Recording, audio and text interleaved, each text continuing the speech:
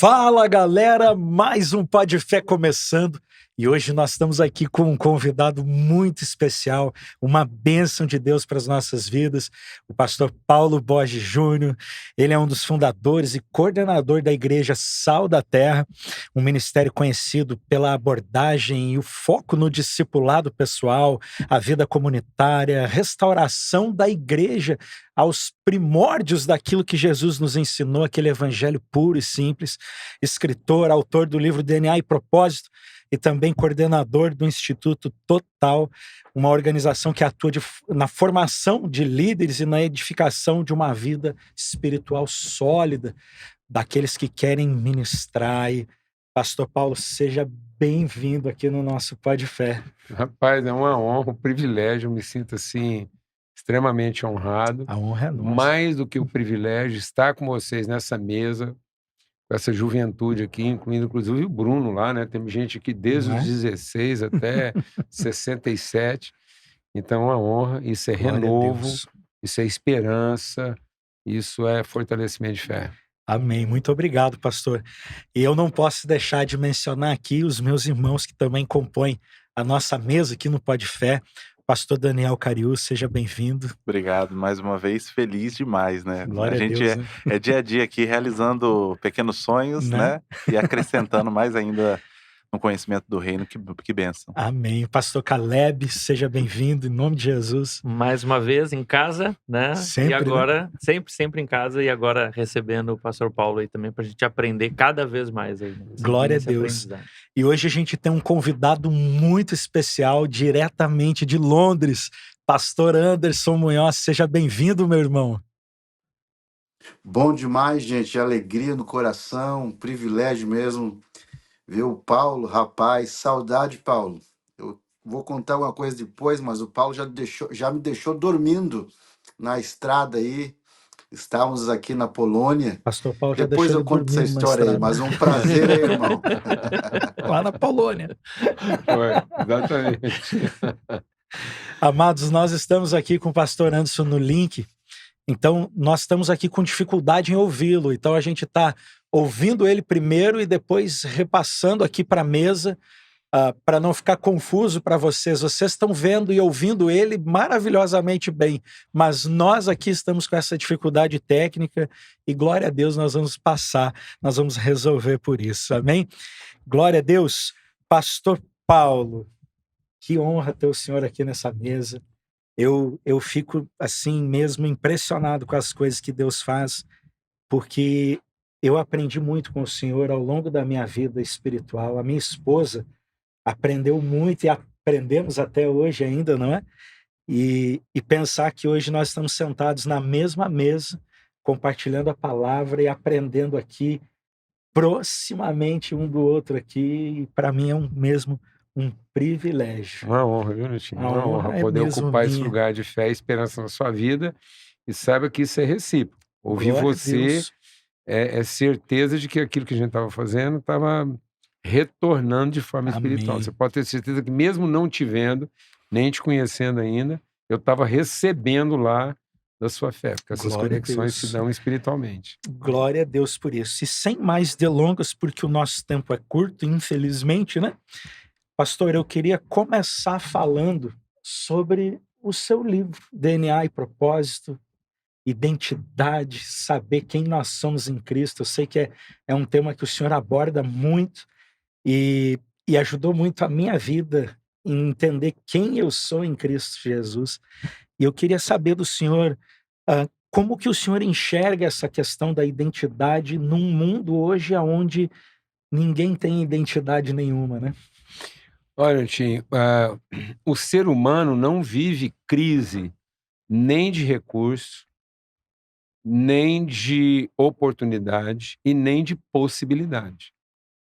Quando Deus fez o homem, ele foi a última coisa a ser feita, sendo a primeira decidida a ser feita. Então, tendo Deus decidido na pessoa Cristo, que é antes da fundação do mundo, a primeira coisa que Deus garantiu para que a vontade paterna de fazer alguém que fosse a expressão visível e materializada, encarnada de quem ele é, foi garantir todas as condições para que isso fosse possível. Então, Deus determinou no seu coração, antes de todas as coisas, fazer o homem.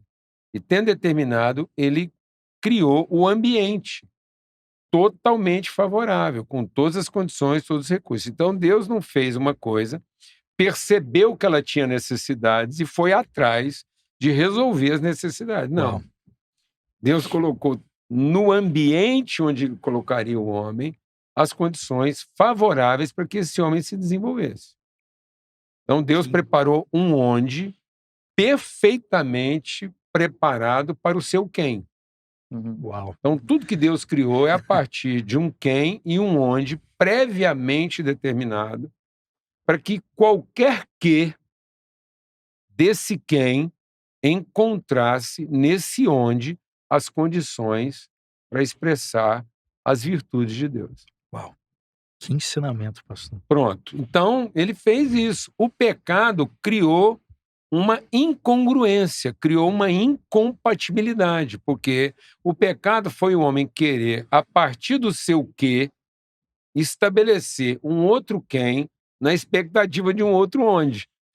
Então, o diabo dessignificou o processo da criação, colocando o quê como viabilidade de um quem na expectativa de um onde.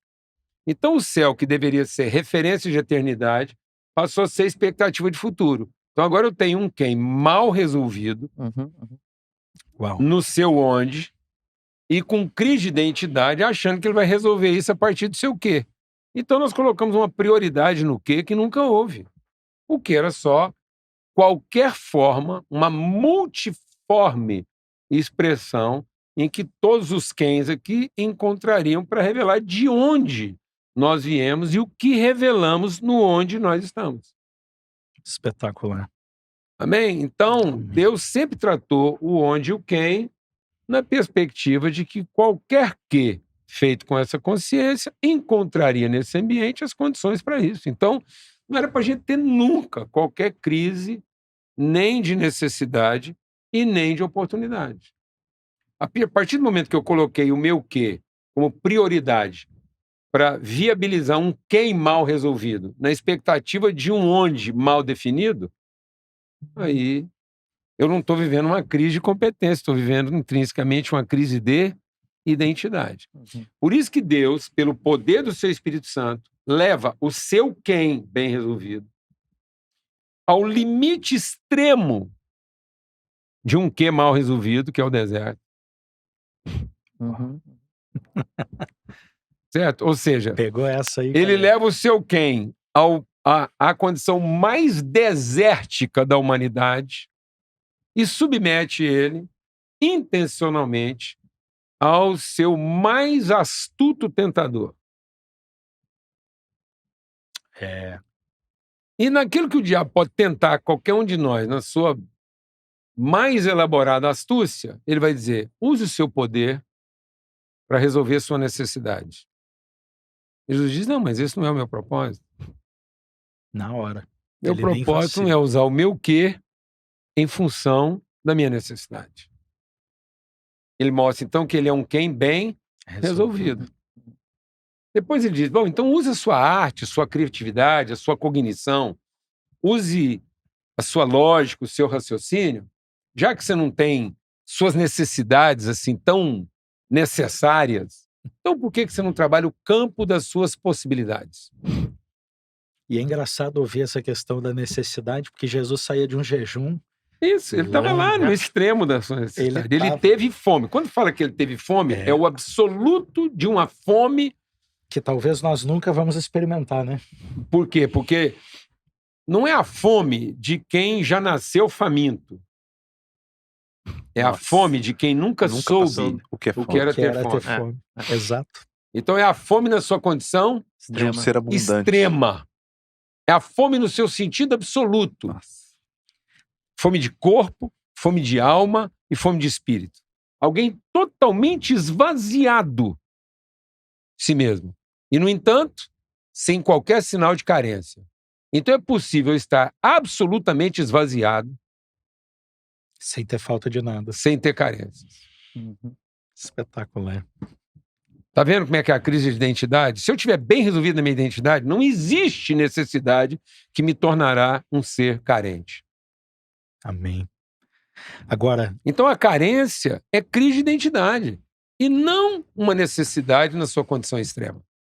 Faz todo E sentido nem com a aquela... falta de oportunidade, porque o diabo ofereceu. Resolva a sua necessidade com sua use a sua habilidade. Para resolver a necessidade. E use a sua capacidade litúrgica. Aí você coloca tudo quanto é liturgia que o homem é capaz de produzir. Seja liturgia tudo mesmo. artística, seja liturgia empresarial, seja liturgia religiosa. Para alcançar seus interesses. Eu falei, mas isso não é o meu propósito. Aí ele falou, então tá bom. Então agora usa a sua espiritualidade para pedir salvação. Salve-se.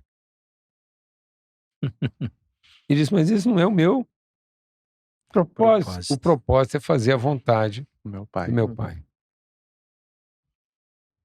Pronto, esse é o lugar e esse é o quem. Uma vez resolvido isso, então agora, meu poder deixa de ser para necessidade, minha capacidade litúrgica, cognitiva, criativa deixa de ser para minhas oportunidades e possibilidades, e a minha espiritualidade deixa de ser para pedir minha própria salvação, que seria a pior de todas as tentações para um filho de Deus. A pior de toda tentação para um filho de Deus é buscar a sua própria salvação. Aquele que busca, né, salvar Perdeu a a sua própria alma. vida, perdeu a sua alma. Tremendo. espetacular. Nesse sentido de entender filiação, a dificuldade em encontrar o propósito se dá justamente nessa crise de identidade. Não há como encontrar o nosso propósito de vida se não sabemos quem somos.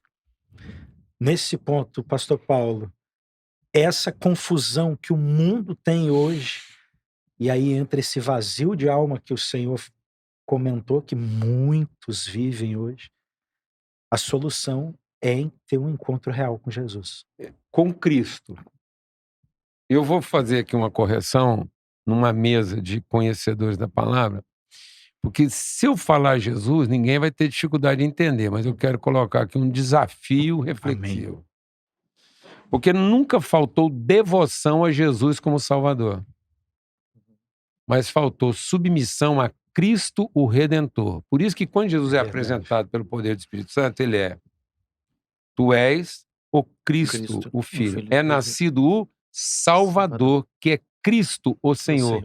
Então nós não temos dificuldade de buscar salvação em Jesus.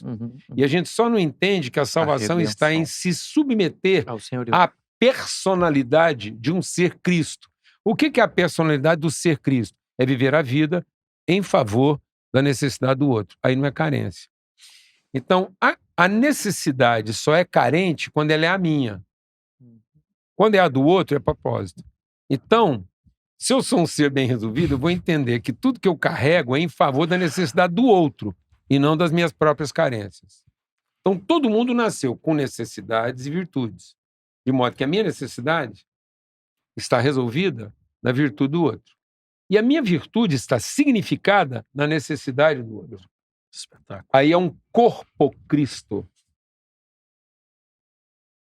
Aí nós encontramos o que é ser o corpo vivo de Cristo, que comunga necessidades e virtudes sem que isso se transforme na subserviência às carências de cada um. Uau. De modo que você pode me apresentar a sua necessidade. Eu tenho que ter a sensibilidade de talvez até desapontar você, se eu perceber que é uma carência. Acho que eu vou ficar aí calado. Pronto.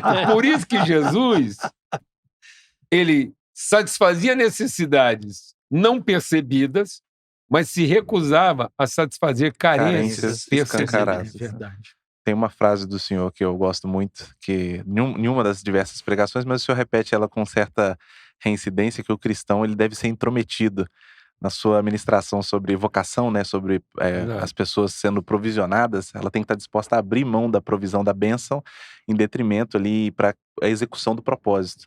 E nessa questão de ser, o senhor falou de levar em conta, cada qual não leva em conta o que é do outro, mas leva em conta o que é do outro. Isso me marcou muito.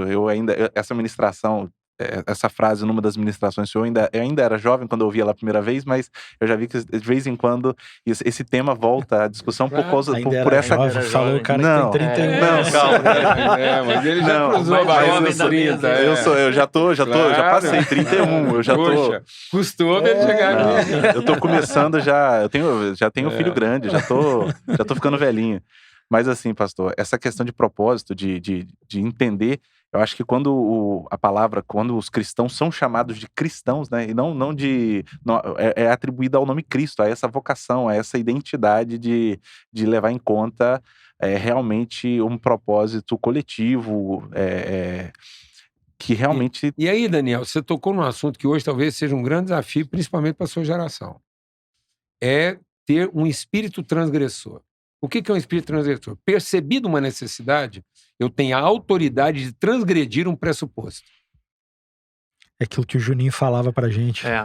Então, eu tenho a Transgredir autoridade em honra, de né? transgredir qualquer tipo de expectativa. Por quê? Porque eu estou no firme compromisso e responsabilidade de fazer uma coisa que é uma necessidade de fato. E aí o que acontece? Hoje, as pessoas deixam de ser intrometidas e elas passam a ser convenientemente e covardemente tímidas. Um tímido é um delinquente. Sim. Um tímido é um delinquente. A timidez é uma delinquência, porque ele percebe a necessidade, ele E não tem faz condições de transgredir e não faz nada.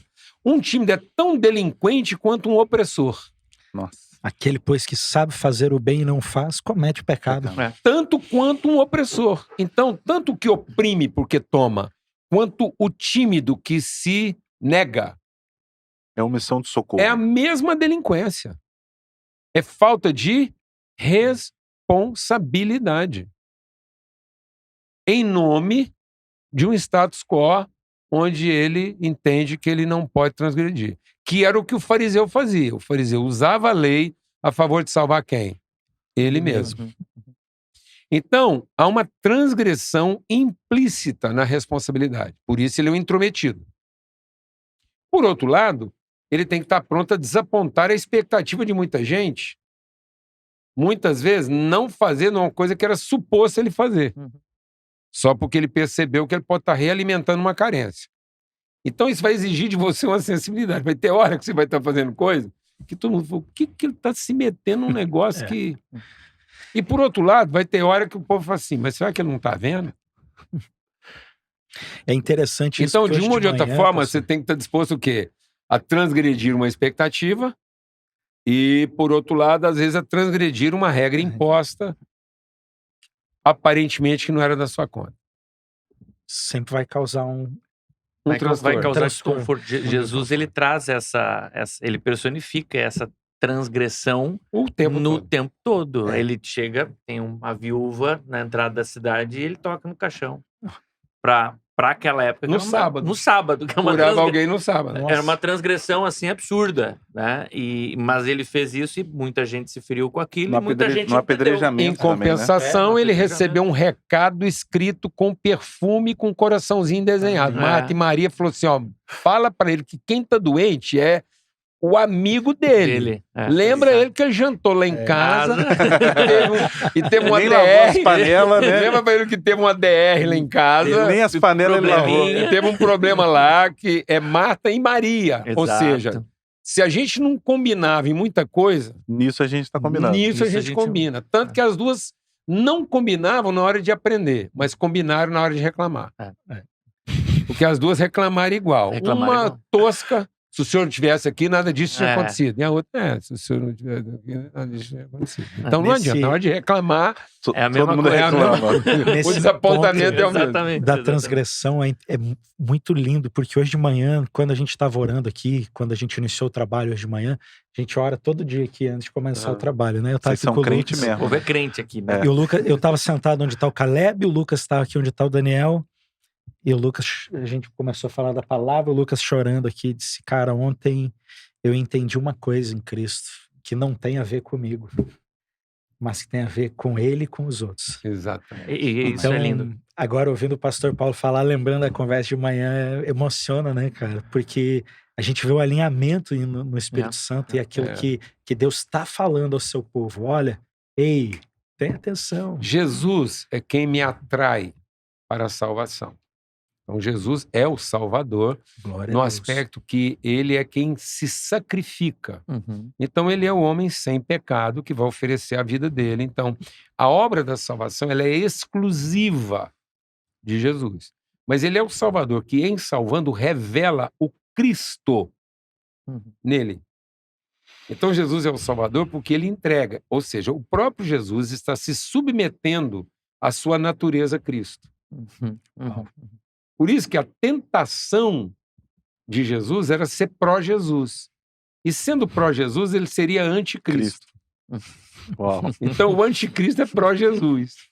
Porque ele diz, por que Jesus não salva Jesus? E salvando Jesus, salva a gente. Ele diz, não, só tem um jeito de salvar vocês. O senhor, sendo o senhor falou da É minha, sendo o senhor Cristo. falou Então, da minha Jesus é o geração. primeiro Isso submisso é Cristo. à natureza eterna de É. todo filho de Deus, que é ser Cristo. O senhor falou da minha Aleluia. geração, eu acho que o desafio está nisso.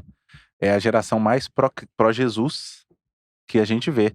Não, E mais Jesus é amor, Anticristo. Anticristo. Mas anticristo. Por isso que E- a Bíblia diz, o espírito do anticristo estará entre vocês. E é terrível, porque a gente vê uma tentativa de colocar a igreja na expectativa do mundo, onde a igreja tem que servir com a caridade, com a parte filantrópica e não missional. Daniel, vou te falar uma coisa mais desafiadora, complexa e seu maior drama de vida é que, sinceramente, e as pessoas não vão fazer isso porque não estão sendo sinceras. Todo mundo, sinceramente, vai oferecer e pedir que você se poupe em favor de quem quer que seja. E isso, meu irmão, você não vai enfrentar drama maior na sua vida. Não existe conflito de alma, de mente, de vida, de relacionamento. Uau. Porque todo mundo que ama você, convive com você, em Uhum. algum momento, e você mesmo, será que não é hora De parar. de me poupar? Olha, o Pedro, né? Pedro, Você não nossa, vai morrer não, Jesus. Não, fica aqui com a gente. Agora, isso é um dilema, porque isso é um limite invisível entre também você ser imprudente e ousado. Como combinar ousadia e não ser imprudente? Uau. É difícil, é um dilema. Vou te falar uma coisa, é um Seria um impulsivo responsivo. responsivo. Então, por isso que Paulo diz, ninguém me apresente uma crise maior do que a que eu já tenho. Eu amanheço todos os dias com uma luta dentro de mim entre o que minha carne quer e o que o espírito quer. Ninguém. Para que você tenha saúde emocional, saiba de uma coisa, ninguém vai apresentar para você uma crise maior do que a que você, pelo Espírito Santo, já carrega. Uau. Isso só para que você, ao ouvir qualquer tipo de coisa que vier até você, você não enfrente isso nunca pelo lado pessoal, nunca se sinta ofendido, certo? E nunca se recuse a viver essa crise. O Anderson quer falar. Faz a pergunta aí, meu irmão. O pastor Paulo Júnior aí no livro DNA e Propósito, eu vou parafrasear ele porque eu li o livro em inglês, mas ele fala que a liderança de hoje, A liderança de se hoje distrai se muito distrai. rápido com aquilo que é visível, que é o temporal. Tá. Peraí, só para mim dar o contexto aqui. O Anderson tá referindo ao livro DNA e Propósito. Uhum. Ele leu o livro na língua inglesa Uhum. e ele está aqui parafraseando essa questão. A liderança, como é que é, Anderson? A liderança, ela tem se distraído com aquilo que é a urgência da necessidade. A liderança se distrai com o que é a urgência da necessidade. Uhum. Isso. Por quê? Porque o que foi a tentação? E Que é aquilo que ele falou que é o visível. E nós acabamos que é o esquecendo visível. do que Isso. o visível é o temporal. O E a gente visível é o acaba temporal. esquecendo que o visível é o temporal. E abrimos mão da Ou seja, revelação, que é aquilo que é eterno. E a gente abre mão da revelação do que é eterno. Isso. Então, o que que acontece? Porque somos de natureza, nós vamos conseguir colocar em ordem. O que que a tentação fez? Coloquemos em ordem para que então a gente seja. Então, a gente tem uma tendência de se distrair na organização, pensando que uma vez organizado, nós nos tornaremos. Não. Porque somos, vamos organizar, ainda que não termine totalmente organizado. Porque o objetivo não é que termine organizado, é que nos tornemos. Por isso que Jesus vai embora sem ter resolvido tudo. É como diz o meu pai, então. As Amém. melancias se Jesus ajustam foi no andar embora. da carroça. Amém. Amém. Jesus foi embora quando ele encontrou as pessoas que estavam aptas a continuar colocando em ordem. Encontrou E os não que porque eram. ele tinha organizado tudo. Pronto. Então, o meu objetivo não é deixar tudo organizado. Porque se eu deixar tudo organizado, eu deixei pessoas fracas que dependem da organização. Mas se eu trabalhar de modo a formar pessoas aptas a continuar organizando, é melhor que eu não deixe organizado. Pastor, aí Até porque ele diz o quê? Coisas maiores virão. do que essas Vocês farão. fareis. E nós estamos esperando um Salvador que viria para quê? Fazer tudo. Para organizar. Resolve aí. Rapaz, presta. Vê se presta um Salvador que vem no mundo com o poder de acabar com a lepra. E ele nem curou todos os leprosos. Não, Jesus podia ter saído do mundo e falado assim, ninguém mais nasce leproso. Pronto, é isso que a gente queria. Acabou. Acabou a doença. Mas, Acabou. pô, A mas expectativa da ordem. necessidade era essa. Pronto. Exato. Então a gente achava que ele era um Deus da ordem.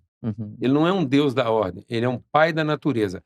Deus criou para si próprio uma desordem para revelar sua natureza. Uau. Ou seja, revelar que a natureza dele não é de ordem. E aí nós gastamos todo o nosso tempo teológico em definir os atributos, em lugar de conhecer as virtudes. Nós estamos aqui discutindo teologia de um Deus onipotente, onipresente e onisciente. Um rato descerebrado Nossa. nasce sabendo Quem é Deus? que o criador dele é onipotente, onipresente e onisciente. E ele tem menos dificuldade em lidar com a onipotência, com a onipresença e a onisciência de Deus, exatamente porque ele é um rato descerebrado. Ele glorificaria mais a onipotência, a onisciência e a onipresença. Porque nunca foi para isso. Sempre foi para revelar as suas virtudes. E as virtudes só se revelarão virtuosas enquanto colocamos em ordem. Porque uma vez a ordem estabelecida, nós não precisamos das virtudes. Quem vai precisar de paciência, se estiver tudo em ordem? Quem vai precisar de longanimidade? Então, é o A própria fé, né? esforço da ordem que revela o compromisso com as virtudes. E nós estamos querendo uma ordem que nos poupe da virtude. Essa ordem que nós estamos querendo, quem ofereceu ela é o capeta, porque nós não precisamos ter paciência, longanimidade, mansidão, domínio próprio. Pensa se Deus te dá a mulher que você queria. Ele deu, pastor. Pronto. Não, ele te deu a mulher que você precisava. Aí, ô glória. A que você queria, ele não te deu. E com certeza, caso era- pensa se ele dá para sua mulher o homem que ela queria. Ela não Eu seria a acho que o mulher contrário é paciente que ela é verdadeiro, hoje. Ela não seria a mulher paciente que ela é hoje. Você não seria o homem longânimo. E aí, com todas as virtudes e com todos os desafios. Ele orou muito e ela orou pouco. É. Foi Mas, isso. pastor, dentro desse... Ela é Não, bem ele menos... que falou. Não, ela é bem... Sem conhecer a mulher dele, eu já sei que ela é bem menos crente que ele. Ah, é? Ele tem porque muita ele fé. recebeu a mulher melhor do que tá o marido. vendo? É que isso ela aí. Ele orou muito, ela orou nós menos. temos que falar com ela lá, porque ela Mas- não era tão crente. Não, mas agora ela... Mas eu casei com a mulher que eu queria casar. Ó, É. Eu me apaixonei pela Lizzie, sim, e era com ela que eu queria casar. ele mesmo. fazendo a média, aproveitando o Não, podcast. é real, Olha, cara. pastor. É real, cara. Não, amém. Eu também fiz a mesma Eu não coisa. valia nada, eu faço mas é a... real. Eu tô no mesmo barco, lá. Também. Você já conhece. Até que ao longo do tempo a gente foi descobrindo que ela não era a Não. mulher que a gente queria, ela era a mulher que a gente precisava. Fala, E Caleb. glória Mas, a Deus pastor- por ela ser a mulher que eu precisava e preciso ainda. Eu costumo dizer o seguinte, fazendo uma pausa aqui, é que todo homem, ele não sabe. Mas lá no Velho Testamento, para a gente entender a dicotomia humana, elas tinham que vir em duas personagens distintas. Uhum. Entendeu?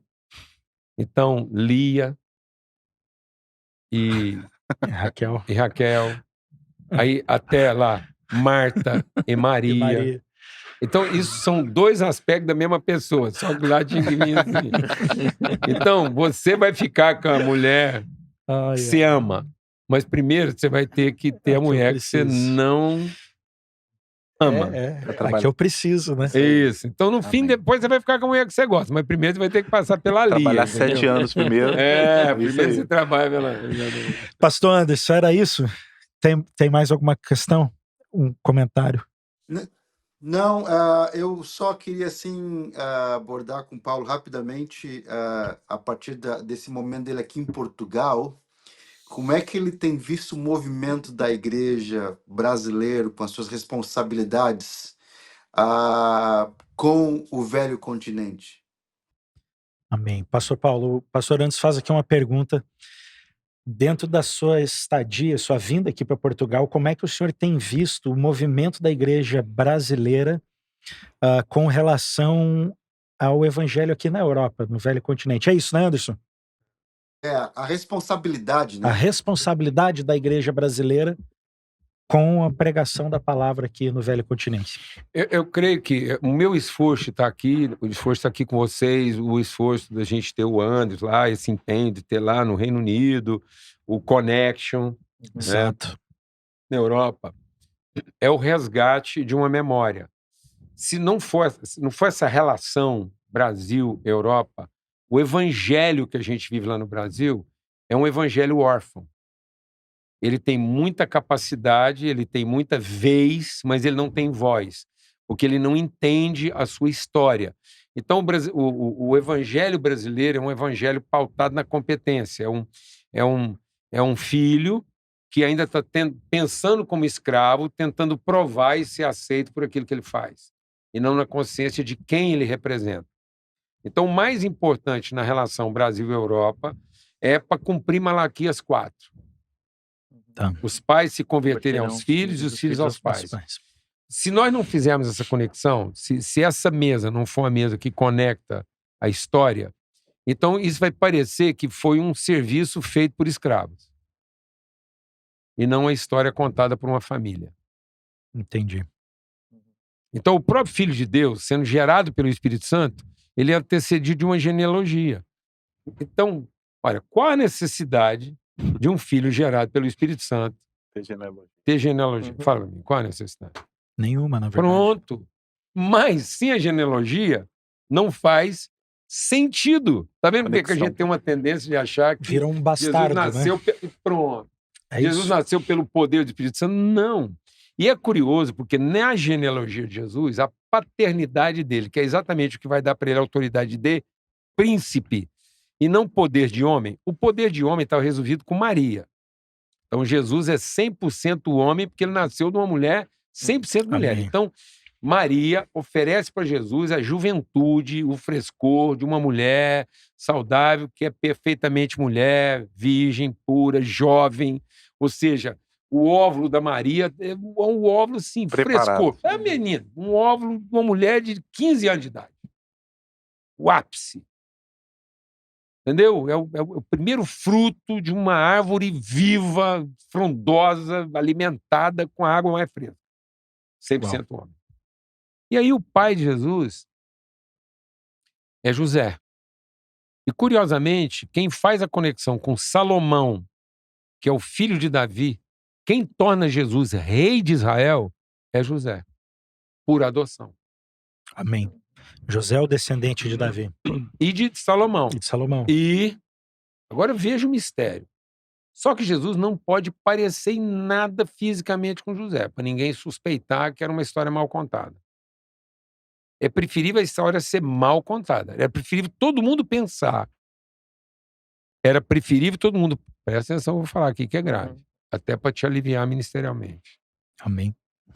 Deixa eu me preparar aqui. Era preferível todo mundo pensar que Jesus era filho de um caso de Maria com outro homem, enganando José, do que alguém pensar que Jesus era de fato filho de José, que engravidou Maria já sendo casado com ela.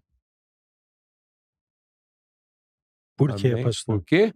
Porque então ele não seria filho por adoção. Uau. E Seria os filhos de legítimo. Deus só são filhos por Adoção. adoção. Palavra Aleluia. empenhada, compromisso assumido e não culpa. Glória a Deus. Pastor, dentro- Então, Jesus tem que ser filho de Fechar com José. isso depois. Fecha. Jesus tem que ser filho de José por adoção. Para a gente entender que é autoridade, não poder. Uau. É palavra empenhada, compromisso assumido. Então, nós precisamos resgatar isso na nossa história, porque nós estamos recebendo um evangelho num viés de competência, O Brasil se espelha muito no movimento americano, né, pastor? que é um evangelho do filho mais velho, Sim. Mas deveria que talvez reivindica buscar os essa... direitos e as competências. Sendo que nós temos que resgatar, até para o bem de todas as Américas, um evangelho trabalhado na base da adoção, de quem não tinha o direito, mas que está assumindo a responsabilidade. Uau. E isso deixa de ser performático e se torna algo que vem de dentro, né? Algo real. Exatamente. E que arremete à autoridade. Então, nossa identidade ela tem que ter esses elementos. Ela tem que ter a expressão encarnada física, humana, mas ela tem que ter o ingrediente do não merecimento, da não competência. Entende? Que é baseado na autoridade, na palavra empenhada, no compromisso assumido. Então, você imagina o drama. Então, José é a plena encarnação do que está lá no profeta. Olhamos para ele e não vimos beleza que nos interessasse. Então, nunca foi por necessidade, nem por interesse, mas foi exclusivamente para honrar uma palavra empenhada. Então, nós precisamos reconectar a história. Uau. Aí, pastor Anderson. Não, bom demais. É muito bom ouvir o Paulo, né? Muito nos bom lembrar ouvir o senhor, disso. O Paulo sempre nos leva a refletir sobre aquilo que é o invisível, que é o eterno. Porque Amém. a gente é muito, muito iludido pelo aquilo que a gente vê. E, de fato, isso tudo é o passageiro, o temporal. E a gente fica gasta uma energia demais no temporal e esquece que nós estamos empenhados pela certeza do eterno. Muito bom ouvir o pastor Paulo aí. Ele louva a Deus aqui pela sua vida, porque o Senhor sempre traz dessa perspectiva daquilo que é o invisível. A gente perde muito tempo olhando para as coisas que estão aqui e esquecemos de olhar para o eterno. Exato. E o Senhor traz essa abordagem para o eterno e ele está aqui maravilhado com esse ensinamento aqui. Você imagina o Anderson, o filho do Pode Anderson. olhar ali, ó, pastor. O Anderson, o filho do o Anderson. O Anderson, você está na Inglaterra, pai. Você está lá assim. E a gente tem liberdade de falar isso. Um negro brasileiro do Rio Grande do Sul. Isso é improvável. Uhum. Você sabe o que eu estou falando, certo? Então, ele representa uma negritude numa terra onde não tem escravo. Então, graças a Deus, o Anderson pode estar lá na Inglaterra, porque ele é um negro que não está encarnado dos estigmas de escravidão. Ele conseguiu crescer numa cultura que não foi tão carregada de escravatura quanto o resto do país. Então, é quase como se o Anderson fosse, esteticamente, culturalmente falando, um Moisés. Amém. Alguém que, tendo sido escravo, foi ser educado na corte. É. E aí, consequentemente, ele foi resgatado por uma instituição que era instituição suficiente para dar condições para você de ter qualidade de vida, mas que ainda tinha uma influência escrava pesada, que era muito serviço, muito estigma, muita obrigação. E pouca relação. Pronto. E agora vocês estão num contexto europeu salvando a própria história da comunidade que os enviou para cá. Uau. E que só foi motivada pelo serviço, mas que de agora está aprendendo que o serviço não resolveu nada. Você está vendo a construção histórica se repetindo? Amém? Uma mentalidade escrava sendo redimida por alguém que vai ser criado na corte, mas que depois tem que levar esse próprio povo. Agora, para fora nós da tínhamos corte. um escravo pensando como escravo, depois nós temos um Um escravo querendo ser príncipe, e finalmente nós temos um príncipe que parou de pensar como escravo. Aleluia, Anderson. Muito bom ter você aí na corte inglesa ajudando os irmãos a entenderem que há príncipes de Deus espalhados por toda a terra e sendo a própria encarnação da transgressão nesse ambiente. Amém. Amém, pastorzão? Pastor Anderson. Não é isso. Alegria mesmo Arrebatado. poder participar com vocês aí. E é isso mesmo que Paulo tem falado. Ele sempre fala que nas nações nós não podemos ser prestador de serviço, de luva branca. Nas Nós temos que nações a nos gente não pode ser entender como prestador de filho das serviço, de nações. luva branca. Exatamente. Graças Amém. a Deus. Amém, pastor. Pastor Paulo, dentro dessa compreensão que nós temos agora aqui, dessa aula que a gente teve aqui, eu coloquei aqui, ó, como é que essa geração de identidade impacta na pregação e na vivência do evangelho na prática. O mais rápido possível. Ou no Bruno nessa mesa. Aí, Bruno, ouve. Só tem um jeito da gente fazer a redenção disso. É colocar o Bruno nessa mesa o mais rápido possível. Por quê? Para que ele não sente aqui depois que ele tiver a competência. Porque senão será o exercício do direito. Entendi. Então nós temos que trazer ele para cá enquanto ele não se acha competente. Escolhi E ele você enfrenta os porque é próprios jovem e medos dele experiente. para assumir a responsabilidade. Aí é a cura. Porque É o ele vai sentar nosso aqui Timóteo. como um né? filho Amém. e não como um prestador de serviço qualificado. Então, o quanto antes, tudo isso aqui que está sendo feito, e eu comecei Amém, a conversa é falando verdade. sobre isso, o quanto antes, Bruno, vença os seus medos Amém. em favor da sua responsabilidade. Ô, Timóteo, vem cá pro pessoal te ver aqui, quem tá lá em casa. Vem cá, do jeitinho que você tá mesmo. Beleza? Esse é o Bruno, Tudo essa pessoal. conversa aqui é para que esse homem aqui, 16 anos de idade, capaz de engravidar, capaz de Amém. formar família, ele esteja sentado aqui, não depois que ele for qualificado, porque se ele sentar aqui qualificado, ele é mais alguém defendendo o seu direito de estar aqui. Ele é Não. bom para estar aqui. Acabou. Entendi. Aí matamos o Bruno. Aí fizemos ele um príncipe de novo pensar como o quê? Escravo. Como Como escravo. escravo. Então ele vai sentar aqui como um príncipe. Porque aí, porque ele consegue colocar em ordem. Ainda que não fique tão em ordem quanto um escravo poderia fazer. Não precisa. Não precisa, porque aí nós formamos uma pessoa antes. Aleluia. É isso. Valeu? Obrigado. É um entendimento geracional, o entendimento Isso. de olhar para frente, né? E, pastor, como que a gente, como igreja, como que eu sempre gosto de trazer aqui nos podcasts essa visão também para a responsabilidade do corpo, né? Como que dentro dessa relação, porque o que eu vejo hoje, pastor, e posso estar totalmente enganado, mas eu vejo hoje que nós temos igrejas como a viúva de Serepta, que vai comer aquele pedaço de pão, que vai pegar aquele bolo, que vai fazer aquele punhado de farinha, vai fazer um bolo para si e para o seu filho, ou seja, para a próxima geração, para que morra. E o profético está dizendo assim, não, faz primeiro para mim e não vai faltar, e você vai conseguir... o profético pensando sempre no geracional, né? Como que a igreja sai desse círculo vicioso de matar uma próxima geração em virtude de fazer o quê? De colocar... Não, só vou trabalhar com pessoas capacitadas. Eu vou me permitir uma licença poética. Eu vou entrar lá naquela cena do profeta com a viúva e o menino dela. O cara chega lá, a mulher está crente que ele vai resolver o problema dela antes de qualquer coisa, e ele vai lá e desaponta ela. Transgressão. Eu fico imaginando o seguinte. Vamos imaginar como licença poética que bolo aquela mulher faria. Que bolo ela faria? Era muito pouco. Não. Que bolo ela faria quando ela chegasse finalmente na sua última porção de farinha, sua última porção de azeite, fazer aquilo para ela e para o neto dela antes de morrer. Você consegue imaginar o tanto que ela ia caprichar assim para ser o bolo?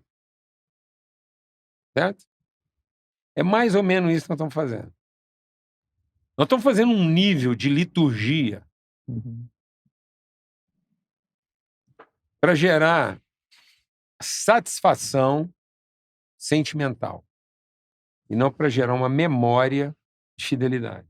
Agora imagina essa mulher pegando a última porção dela de farinha de azeite e fazendo um bolo para o profeta, que pode significar a morte do neto dela. Já não vai ser aquele bolo. Então, eu acho que nós precisávamos fazer assim, nós precisávamos ter a coragem de reduzir um pouco a qualidade das coisas que nós estamos fazendo, para que ele fosse focado mais no valor da relação. Porque nós estamos entregando um tipo de qualidade que vincula as pessoas pela satisfação do bolo e não da relação. Com isso, nós estamos escravizando gente igual o Bruno na obrigação de uma competência para satisfazer a expectativa dos outros. Para produzir uma qualidade. Pronto, aí ele tem que ser um bolo gostoso. Entendi. Para manter a freguesia. Será que nós não podíamos desobrigar esse jovem?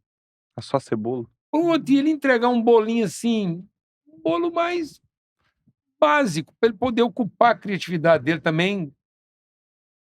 Entendeu? Então nós estamos sacrificando o nosso jovem como a Idade Média fez. A Idade Média concentrou tanta qualidade na liturgia como forma de manter a freguesia religiosa que ela empobreceu todo o entorno dela. Porque a arquitetura estava trabalhando para quê? Para fazer o templo. A música trabalhava para quê? Para manter o templo. Todas as formas de arte eram em função do quê? Do templo. Sabe quanto tempo levava para fazer um templo? Um século, 100 anos. Uau. Ou seja, durante 100 anos, quem foi a causa do empobrecimento cultural? Quem causou o empobrecimento da arte? Quem pode estar causando o empobrecimento da arte e da cultura no Brasil? A liturgia. E tem prendido as pessoas, né? A liturgia. tem prendido. O que você observa é que muitos dos músicos hoje que estão produzindo o pior tipo de arte no Brasil passaram por onde? Pela igreja. Pelo ambiente litúrgico. E se desapontaram nas relações. Falei, então, já que é assim, já que todo mundo está usando a arte e a capacidade para o seu próprio interesse, eu também vou fazer o quê? A mesma coisa. E aí ele se tornou um escravo assumido. Assumido. Ele está lá como quase uma prostituta, colocando a arte dele a serviço dos interesses de todo mundo. E aí, a qualidade tecnológica melhorou para todo mundo, mas há uma pobreza cultural em todos os níveis. Então se observa que a arte, em qualquer dos ambientes, ela vem empobrecendo. Ela melhorou na sua performance, Em volume. tudo, mas ela vem empobrecendo no seu conteúdo. A qualidade da embalagem tá excelente, mas o produto produto tá é horrível. Mas, pelo amor, em todos os Em todos níveis os sem níveis, imaginar. Isso não é uma crítica. Isso é uma constatação. Isso é uma dor. É. E tudo em função do quê? De um apelo o quê? De um escravo ser bem remunerado na qualidade do serviço que ele presta. Mas, Quem pastor faz Paulo, propaganda da qualidade do serviço? O prostíbulo. A- E qual é a até a diferença própria entre um igreja, né? prostíbulo? Qual a diferença entre um prostíbulo e uma casa? Não tem diferença. Não tem diferença no prédio, não tem diferença na rotina, não tem diferença nas necessidades, nem nas contas. O prostíbulo paga a conta de água, luz e esgoto, tem que ter cama, geladeira, faz compra no mesmo supermercado, as mulheres ficam grávidas e os filhos nascem na mesma maternidade. A diferença é o propósito. É o preço. Sabe o que não tem no prostíbulo? Alguém que empenha uma palavra na relação, mas que paga para ter o que merece. A partir do momento que a gente precifica as coisas, nós não estamos produzindo filhos. é o movimento performático da igreja Pronto. hoje. E o prostíbulo não fideliza. Porque ninguém fideliza a partir do preço. Quer fechar um prostíbulo? Junta muito dinheiro, abre um prostíbulo um pouquinho melhor e vende um pouco mais barato. Pronto. Meu Deus. Será que nós não estamos percebendo que nós estamos contaminando a geração do Bruno com a ideia de que ele vale pelo serviço que ele presta e não pela pessoa que ele representa. Esse homem tem lugar nessa mesa não é pela qualidade do serviço que ele presta.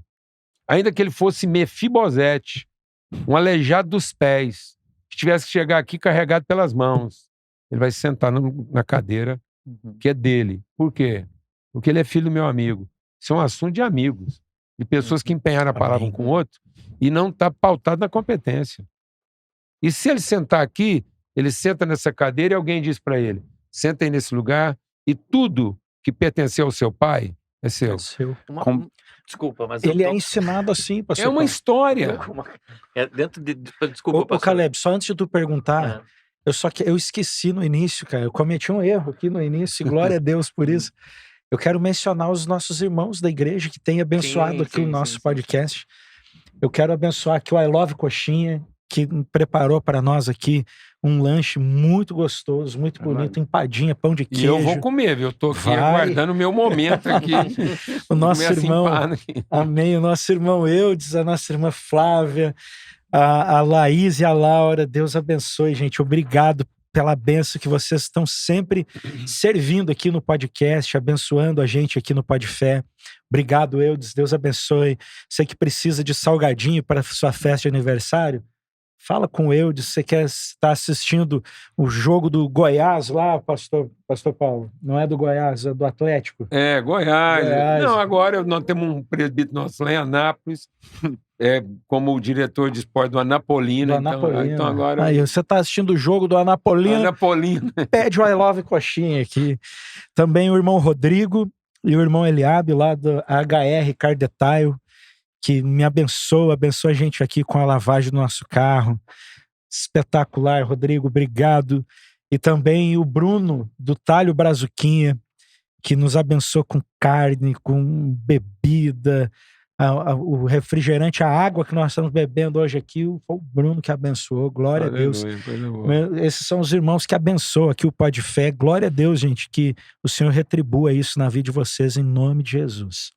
Caleb, agora sim. Pastor, eu tenho um amor, assim, um carinho muito grande pelo discipulado desde os primórdios dele. E estudo, e gosto, e pesquiso, e gosto de entender bem essa parte da história da igreja, né? E aonde que se perdeu essa veia, onde que se entendeu que o discipulado não era um lugar para trazer, que nem a gente está falando aqui, essas pessoas como o Bruno, para essa mesa, onde a gente tem uma relação mais aberta, transparente, e passou a ser um lugar de controle, deixou de ser um lugar de geração de propósito, de encaminhamento, de dar direção, e passou a ser um lugar de controle de vidas. Jesus avisou que isso ia acontecer. Ele falou assim, não pega um ignorante e transforma ele num prosélito, porque o estado dele vai ser 2 vezes pior. Então, deixa ele ignorante. Há mais esperança para um ignorante do que para um prosélito. O que é o prosélito? O prosélito é o cara que você mudou ele de comportamento. Mas você não libertou ele da maneira de pensar. A natureza é a mesma. Pronto. Aí só que agora ele é pior. Porque agora ele é um suposto certo. Entendeu? Você falou para ele que ele tinha um Deus errado, agora ele tem um Deus certo. Então, não. Então, se tem uma coisa que acaba com a vida da pessoa, ele mudar de Deus e não encontrar o Pai. O discipulado é para ele encontrar o Pai e não para ele mudar de Deus. Ele vai mudar de rito. Ele vai ficar 2 vezes pior. Porque agora ele é duplamente devoto. Ele deve de um lado e deve do outro. Do outro. E não entendeu que já foi pago. Pago, que ele é filho. Exato. O discipulado é para gerar uma consciência de filho. Gerar uma consciência de filho é propósito. Então, o discipulado é para formar o líder da comunidade, o pastor da comunidade. Então, não está faltando ovelha. Está faltando o quê? Pastor. Então, o discipulado é para formar pastores da comunidade. Só que o povo começou a fazer discipulado para formar prosélitos da igreja. Ovelha plus. Pronto. Então, agora ele é um cara prestador de serviço da igreja. Ele não é o representante da igreja na comunidade. Ele foi capacitado sem ter a relação. Para ser um prestador de serviço religioso. Ele é um servidor do templo. Vamos dizer que ele trocou de patrão. Ele era funcionário numa empresa, agora ele é funcionário na mesma em outra empresa. Ou em outra empresa. Ele não foi liberto na mente dele Porque agora ele é um servidor religioso de um Deus pior ainda. Sendo que ele era para ser liberto de qualquer forma de devoção. E o que pode libertar da devoção? Identidade e propósito. Então agora ele sabe que é um filho. E onde está a principal responsabilidade dele? Na comunidade. Então o discipulado é para que a igreja desse condições de que os príncipes da comunidade fossem assumindo o seu papel na comunidade. Vamos dizer o seguinte. Vamos imaginar um cara que é dono de um talho. No Brasil, um açougue. Um açougue. Certo? Ele é um bom açougueiro. Ele tem 10 filhos. Então, o que ele vai fazer? Ele vai usar o talho dele para dar ambiente de valor, princípio, honra, dignidade, compromisso, responsabilidade para todos os 10 filhos. Isso não quer dizer que ele vai montar uma rede de talhos. Porque senão daqui a pouco a cidade vai ser obrigada a comer carne só para manter o negócio dele. Ninguém vai aguentar 10 talhos na cidade. Mas lá do açougue dele pode sair um padeiro, pode sair um verdureiro, pode sair um barbeiro, pode sair uma manicure. Porque não é ocupação. Pronto, é o valor. Valor. E Então aprendeu eles lá princípio e aprenderam com valor. o pai açougueiro a ser um bom padeiro. Isso é E discipulado, se um torna a padeiro. resposta para a cidade Acabou. em vertentes Aí diferentes. o cara vai lá na padaria, comprar pão e fala assim, escuta, o que você tem a ver com o cara lá do açougue, do talho? Meu pai. Meu pai. Ah, rapaz, eu sabia que devia ter alguma coisa. Falei, por que não? Porque eu vou lá.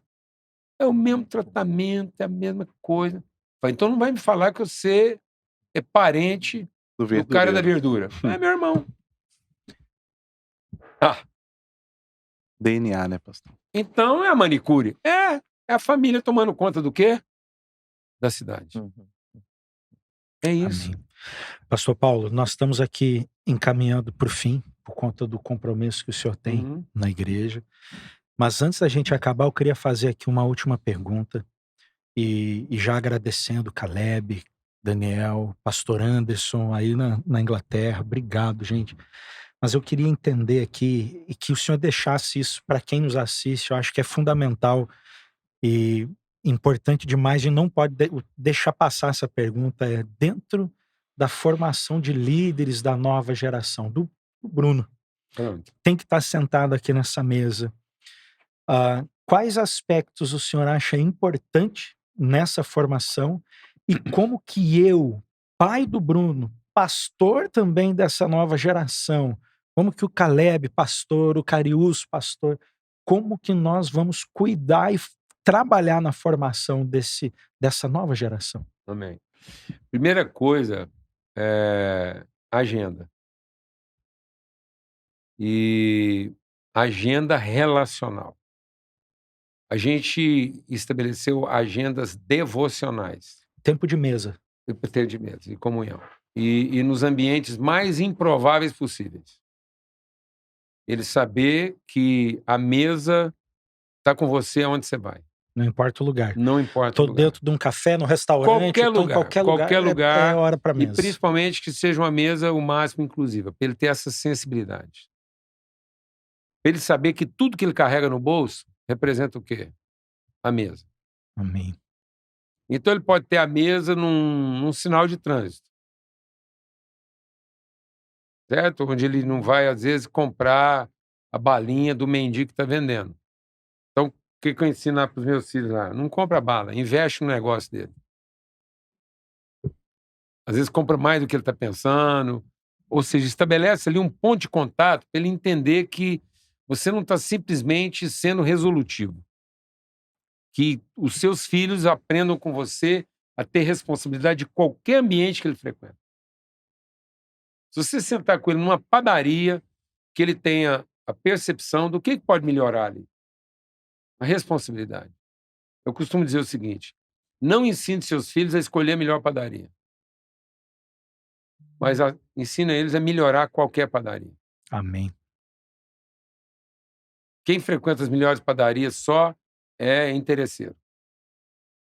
Quer comer o melhor pão. Pronto. Então eu não saio de casa para comer o melhor pão. Eu saio de casa para encontrar um padeiro.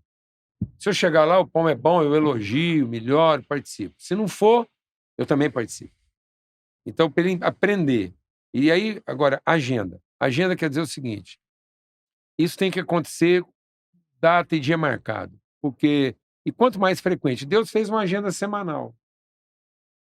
Por que ele fez semanal? Porque aí não precisa você ficar marcando hora.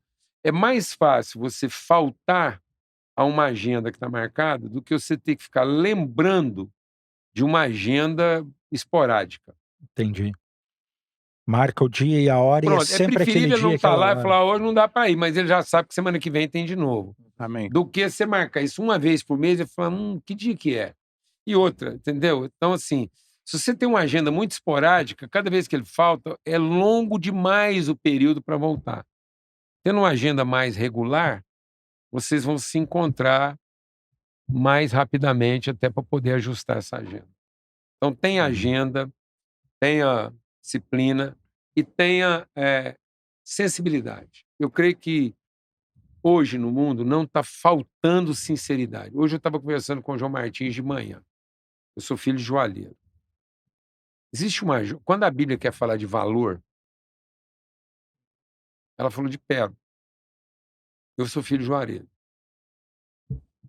O ouro, ele tem um valor intrínseco, porque o ouro ele tem ductibilidade. O ouro ele é valoroso para a humanidade, porque você pode submeter ele a qualquer tipo de esforço, Resistência mecânica, tudo. elasticidade, Ele tudo. não muda suas características.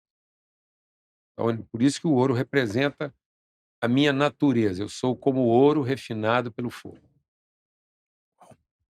Certo? Então, o ouro vai falar da minha natureza. Quando vai falar de natureza, é ouro. Pode ser submetido a qualquer coisa esticada, igual um fio mais fino que um fio de cabelo. Permanece sendo ouro. Transparente é ouro. O diamante, o brilhante, ele fala da minha vocação multiforme. Quando você submete o diamante à luz de prata, ou seja, o Os brilhante tem a espectros da cor. capacidade de revelar os vários espectros dessa natureza. Então, o diamante tem um valor no sentido do propósito. Então, num discipulado, trabalha o aspecto ouro da natureza, da personalidade, da identidade, que submetida a qualquer estresse não se corrompe. Trabalha o aspecto multifacetado. Então, O diamante. isso. Trabalha a pessoa fora dos seus ambientes e com uma certa dureza, ou seja, o diamante só pode ser polido por outro diamante. Então, para que isso seja multifacetado, submeta suas relações à pressão. O ouro, a natureza, vai se revelar submetendo Pressão. a desafios. Então, o ouro, desafio. Mas a multivocação, pressão. Por isso que o diamante ele é trabalhado à pressão, à abrasão. Glória a Deus. Certo? Então, era um carvão feio, submetido o quê? Pressão Alta e temperatura. temperatura. Muita pressão. Virou um Diamante. diamante. Joia, algo Mas ele vai precioso. ser um brilhante se ele for submetido à abrasão, pedra afiando pedra. Uma relação abrasiva. Beleza? Mas a pérola. Aí, quando a Bíblia fala de pérola, é uma coisa. É o valor das coisas inúteis. Uma bile. Pensa um trem que não serve para nada. É uma pérola. É um tipo de Literalmente a irritação do É uma ostra. irritação transformada em beleza. Olha isso. Leve o seu filho ao belo do inútil. Quando Deus quis tratar a Antiandade, ele falou assim, vai olhar um lírio. Você quer coisa mais inútil do que um lírio? Ai. Pensa Deus, na sua licença poética, anteceder um fruto com uma flor. Pensa um trem inútil. Verdade. E Deus inclui o belo no processo.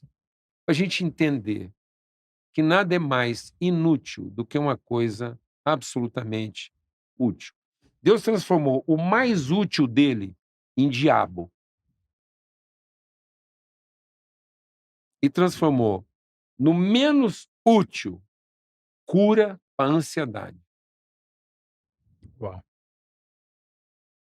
Você quer morrer ansioso? Seja absolutamente útil.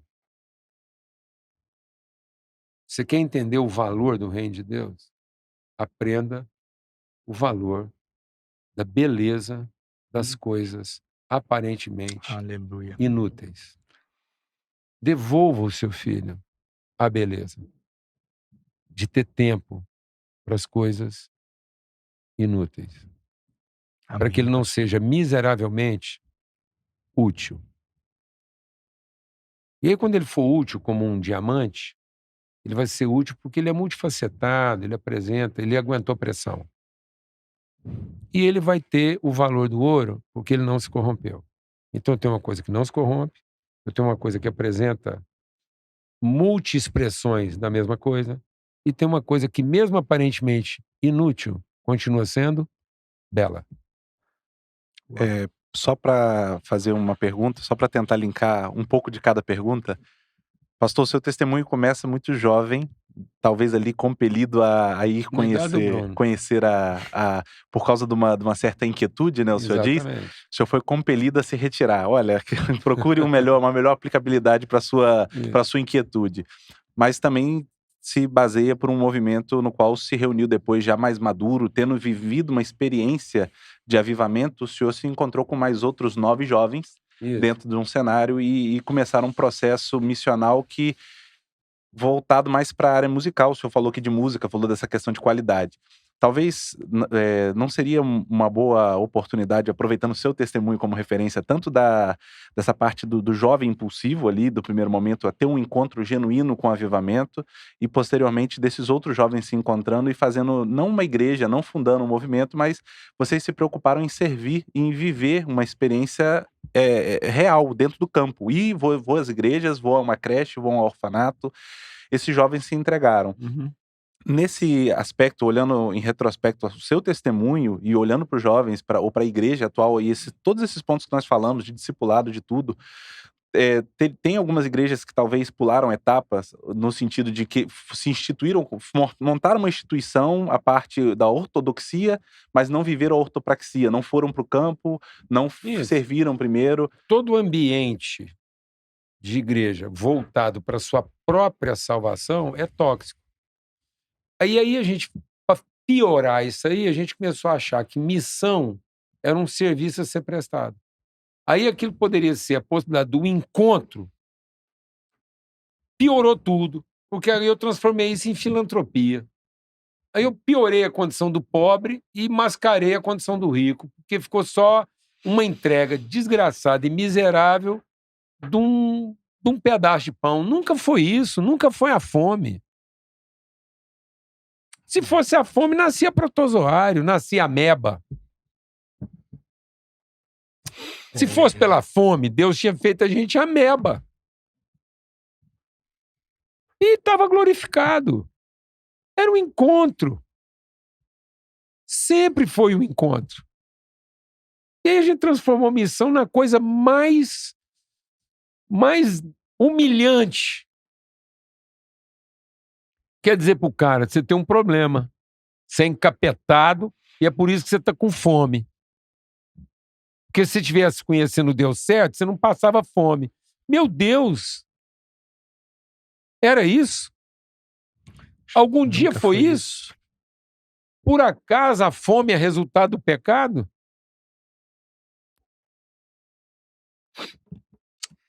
Qual foi sempre a fome? Fazer a vontade do meu Pai. Aleluia. E qual é a vontade do meu Pai? Encontre o seu irmão e fala para ele que ele não está sozinho. Mas não faça ele pensar que um dia foi a fome. Pastor Paulo, muito Amém. obrigado. Amém. É só isso. É só isso. Amém. A mesa nunca foi pela fome. Sempre foi pelo encontro. A relação. E não tem nada que faz mais mal para a humanidade do que comer apressadamente o próprio pão. Se eu tiver que definir pecado, tendo comido, repartiu. Se tiver que definir santidade, tendo repartido, comeu. Nunca foi, a Santa Ceia nunca foi para comer o pão sagrado. Sempre foi para santificar o pão. Então a mesa é a santa ceia porque ela santifica o pão. Como é que ela santifica? Reparte primeiro, depois você come. Comeu primeiro, repartiu depois? Não existe pão sagrado Que numa dê jeito. mesa dessa. Uhum. Então onde é que Cristo está sendo traído? Na mesa. Na mesa. Meus irmãos, Pastor Paulo, que privilégio ter o senhor aqui, que alegria, uma honra é minha, eu tô extasiado aqui com tudo que aprendi. Amém, glória a Deus. Obrigado pelos conselhos, obrigado pelo cuidado com o Bruno e com todos os outros da nova geração como o Bruno. Obrigado pela sua simplicidade de sentar nessa mesa aqui com a gente e gerar essa relação, essa comunhão. Obrigado mesmo, Pastor Caleb. Sem palavras. Um abração pro Sem Anderson. palavras. O Anderson, já vou passar a palavra para ele se despedir aqui. Você quer se despedir, pastor? Despede o Quero público aí. agradecer ao pastor Paulo por estar aqui com a gente. Agradecer também pelo privilégio mesmo de fazer parte dessa mesa, dessa relação. E nos encontramos lá no Brasil para Amém. ter mais tempo de mesa, tomar um café, conversar, gastar tempo, investir tempo. Daniel. Só pedir aos irmãos que nos acompanham, né? Se você pôde participar aqui dessa mesa conosco, né? Foi abençoado, Glória a Deus. quer ser mais abençoado, eu vou fazer um pedido aqui. Pega esse link desse podcast, envia para todo mundo que você puder. Para todo mundo que você acha assim, olha, não gosta dessa pessoa, manda para ele também, para abençoar a vida dele. Não é?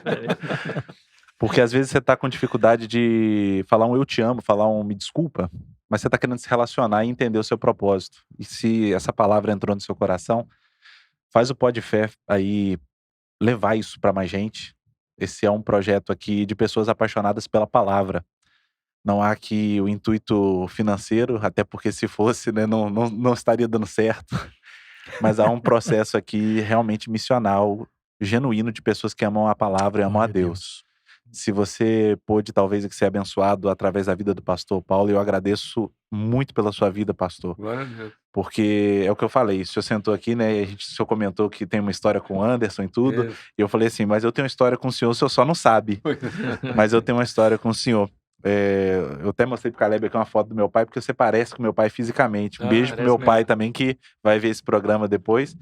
E eu sei que ele depois fica falando assim, você falou de mim lá, falando que eu sempre cito ele fica todo bobo. Você é chato que hoje nós precisamos encerrar. Porque o pastor Misericórdia. Paulo tem horário. Olha, só fica o meu agradecimento, compartilhe em nome de Jesus, pode fé para mais gente. Pastor, obrigado pela sua vida, Valeu, querido. pelas suas palavras. Privilégio. Pastor Anderson, despede aí. Obrigado, pastor, pela sua presença. Em nome de Jesus. Te amo. Rapidamente, só é algo que esse amigo ele não faz, ele não se promove, mas é um amigo de jornada. Eu quero encorajar Ô, vocês Anderson, aqui. faz Eu o tô seguinte, com- para aí. Eu vou fazer aqui, ó. Pastor Paulo, põe aí no ouvido, Valeu. pro senhor ouvir direto aí. Não tem por que eu estar aqui ouvindo. Fala aí, Anderson. E aí, Paulo, prazer, meu irmão. Você não sabe a O põe alegria de nem estar de com cá que você. fica mais fácil. Pronto. Para aí, pastor. Pode falar aí. Pronto. Aí. Paulo, você sabe a alegria do meu coração, você sabe que a gente faz o que faz porque Glória viu a alguém Deus. fazer primeiro, nos inspirou, nos animou. Eu tava só falando aqui, cara, que você não fala muito, mas eu tô com o teu livro na mão aqui, o DNA e Propósito, meu em inglês. Eu só quero encorajar a turma aí, liderança, você que quer se entender, quer entender o teu propósito, é com Jesuscope e a Sal Editora. É bom Amém. demais, Paulo, uma alegria no coração, um abraço na Lana. A Márcia aqui manda um abraço para vocês. Animado aí para estar o ano que vem em Brasília, lá na capital do nosso país, para poder de novo entender esse projeto de Deus, andar junto nas nações. Obrigado, meu irmão, por aquilo que você é. Isso nos Glória a Deus. abençoa e nos anima. Bênção demais, meu irmão. Amém, Anderson. Privilégio, uma honra estar com você. Você me encoraja, viu? Você é renovo de esperança, por você ter crido e ter colocado sua vida para investir na vida dos irmãos aqui. Quero aproveitar aqui e fazer um trocadilho aqui com vocês. Para quem está ouvindo aí, depois vai ter esse podcast aí. Faça disso aí realmente um pó de fé. Aí com esse pó de fé dá para fazer bolo, dá para fazer chá, dá para fazer Glória a café. Deus. Então, quem sabe esse não é o seu pó de fé. Você mistura ele lá no seu arroz, você mistura ele lá no seu Amém. feijão, você mistura ele na sua salada, dá para fazer até café com ele. Então, queria dar uma receita aqui. Estamos inaugurando aqui um pó de fé. É um Glória pó a de Deus. fé que dá para ir em qualquer mistura, dá para fazer salgado, doce, chá, café. Viu, Nitinho? Então, Amém, que seja pastor. um pó de fé aí de verdade. Muito Algo obrigado, para ser pastor. espalhado aí Em para nome de tudo quanto é Jesus. tipo de receita. Um ingrediente presente em qualquer receita. Amém. Amém. Obrigado, pessoal. Agradecer também a irmã Lana, esposa do pastor. Deus abençoe. Obrigado por estar aqui conosco, o irmão Rafael, que está aqui. Glória a Deus. Gente, obrigado, Lucas. Obrigado, Bruno. E obrigado por você estar aqui com a gente. Como o pastor Daniel falou aqui, curte, deixe seu comentário, compartilha e abençoa esse trabalho que não tem nenhum tipo de finanças. Esses patrocínios que vocês estão vendo aqui é tudo irmãos da nossa igreja, que servem na nossa igreja e que nos ajudam aqui, que nós ajudamos também para a glória do Senhor. Deus abençoe a sua vida e até o próximo Pó de Fé.